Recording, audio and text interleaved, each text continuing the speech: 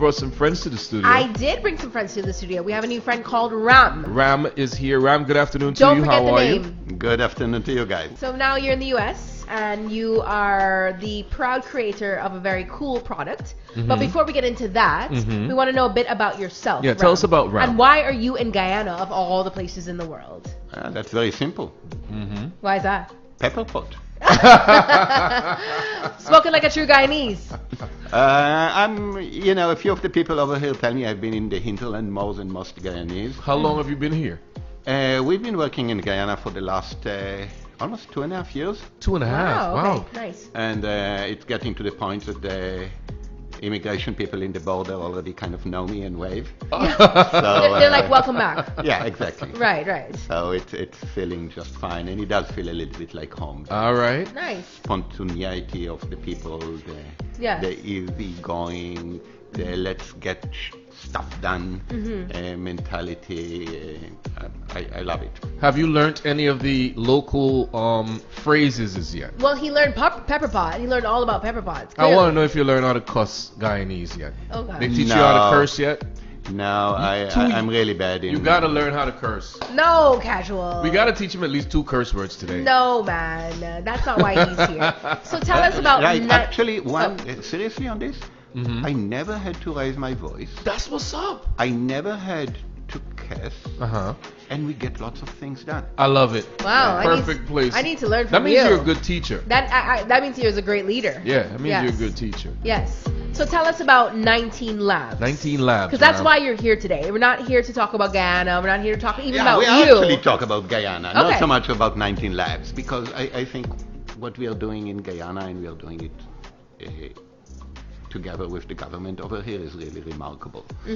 19 Labs is a company I started about 2.5 years ago, dedicated to solving rural healthcare. Rural healthcare. And the idea is that there's lots of technologies, lots of talk about lots of those new things we can do in healthcare with AI and video conferencing and telemedicine and new kind of devices and all kind of like new things that's coming together. But somebody needs to go and make this all work in remote places. Right. And what's remarkable is that a lot of those technologies can be used by a community health worker. You don't need to put a doctor in Wiruni. You don't need to put a doctor in Yarakita. You can have a community health worker take care of their community, and they connect using satellite and video conferencing to a doctor in Mabaruma or in Latham, and the doctor diagnose and take care of the patient. And that is the model of healthcare that really delivers on healthcare equity to those very, very far communities throughout the country. How has Guyana been receptive to the 19 Labs healthcare standard, for lack of a better term? So it's interesting you're asking, because it's actually been a pull rather than us having to go and sell. It started as a pull from the government. The story behind it is that President Irfan and Minister of Health Anthony were in a meeting in some global company, and this global company mentioned, hey, by the way, we invested in this small company does telemedicine. And they both looked at each other and said, this is something we want to deliver. We care about it. A week later, I'm getting a phone call from Minister Anthony, and goes like, we like what you do. Can you do it in Guyana? Wow. Look at that. Very serendipitous. Yes. I love And 4 months later, I was in Gans village in the south of Region 9, and we set up the first community. Wow. By now, we have about 30 or 35 communities in Region 7, 8, 9, and 1. And by the Q4, we will be in 81 rural communities throughout Guyana. So tell us, before, I know that you're obviously present in Guyana, but how did this idea originate? Was there something, a catalyst that occurred for you to come up with this amazing idea that you've now brought all the way here to Guyana? Yeah, and that goes actually to the things that you guys are probably wondering, where the hell did he come up with this 19 Labs name? Yes. What the hell does I it was, mean? because I mean it's a very interesting name. So Yeah, yes. most people think it has to do with COVID. The answer is no. So I was the vice president in Samsung, leading global digital health, building a whole new kind of healthcare platform. And after a large industry event, I took my family and my kids, and at the time she was 1-year-old daughter, to a vacation in rural Mexico. I like scuba diving. Yes, rural Mexico. And we get out, and it's the evening, and my daughter is getting really sick, and we get really worried, and we get the local community to open there was one nurse, and they opened the place, and we spent a sleepless night. My girl was fine. But I'm sitting there and going like, there's so many technologies that can help you solve this. Right, but you don't The have people in the access to it. community really care about it. The nurse would love to use it, but what does she know about technology? She says, well, I know technology, and I know rural communities. I can connect the dots in here. There's an opportunity to take all of those amazing things and train community health workers to make them much, much more efficient Lovely. in being able to deliver care. 9 years later, we go to Guns Village, we install it, Minister Anthony comes down to launch it, and a week later I'm back in California, and we don't have access to medical information, but we get to see usage, and it's Saturday, and I'm saying, hey, they placed a call on Saturday in Guns Village. So I'm calling the community health workers and says, hey, is everything okay? And she goes, hey, there was a 3-month-old baby over here, and his mom was complaining he's not breathing well, so I used the digital stethoscope, I placed a video call, they got me a doctor in Lethem, and Lethem and Guns Village are 5 days of a boat ride. It's not an easy place to go. The doctors in Lethem was not really happy on how it sounded, got a specialist from GPHC to join the video call, listen to the digital stethoscope remotely from Georgetown. This is acute respiratory infection, we need to evacuate.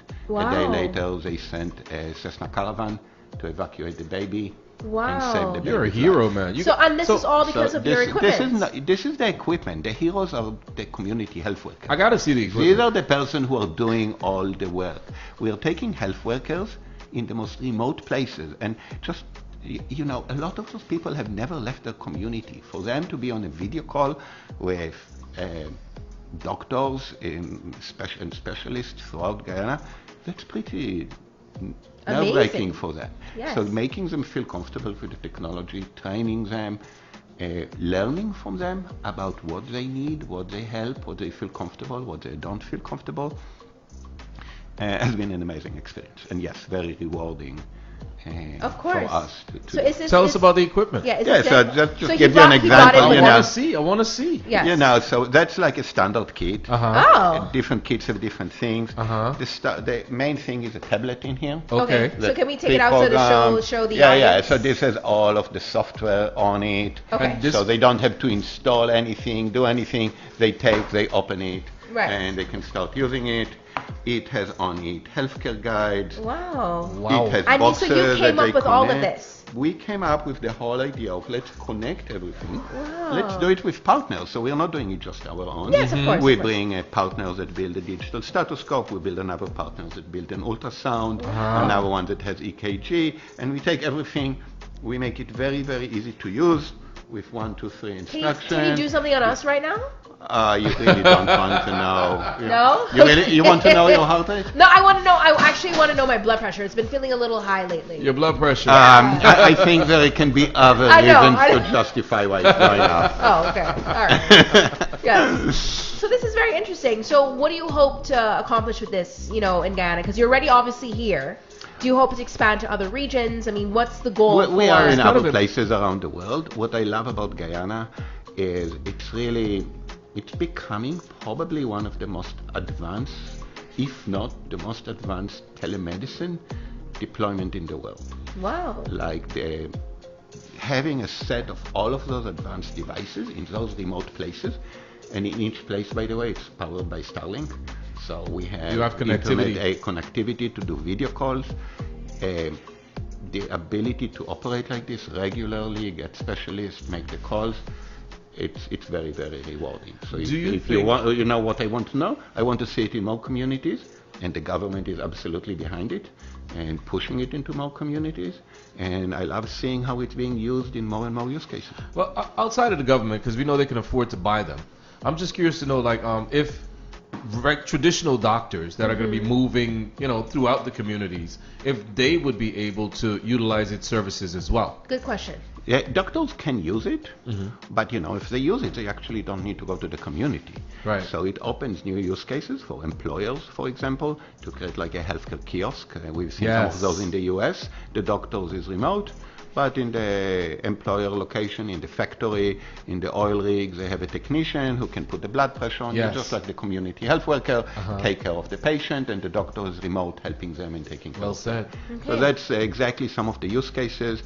Some other places, you have a health worker on a Vespa or on a bicycle biking between a couple of communities or taking it to patients' homes.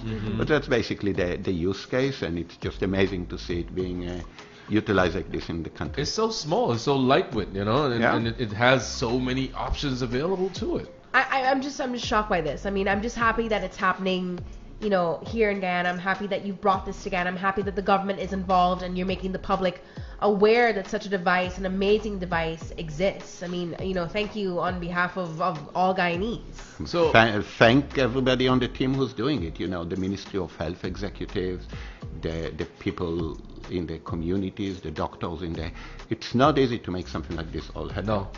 And I'm just in awe seeing the team in the country and how everybody has been pulling to make it happen and the impact that it has on the people. This is a good move because this now gives you an option to go further into Guyana, and you don't no longer have to worry about getting if something sick. were to happen, yes. You always have that health option right there. Wherever you go, there's going to be one in a community that you go to, providing that you serve all of the community.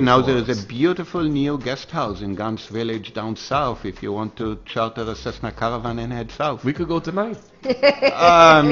Maybe 6 a.m. tomorrow.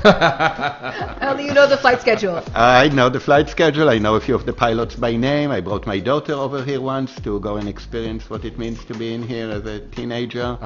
And I'm heading out to Mabaruma at 6 a.m. tomorrow. Oh, cool. So how does your daughter know that how does she feel to be the muse behind all of this? All of this that has occurred subsequently of her getting sick? Your kid is not 11 years old, right? Oh. Okay. Yeah. So the one I brought is actually the older one. And it was pretty amazing for her, for a California girl who grew up in,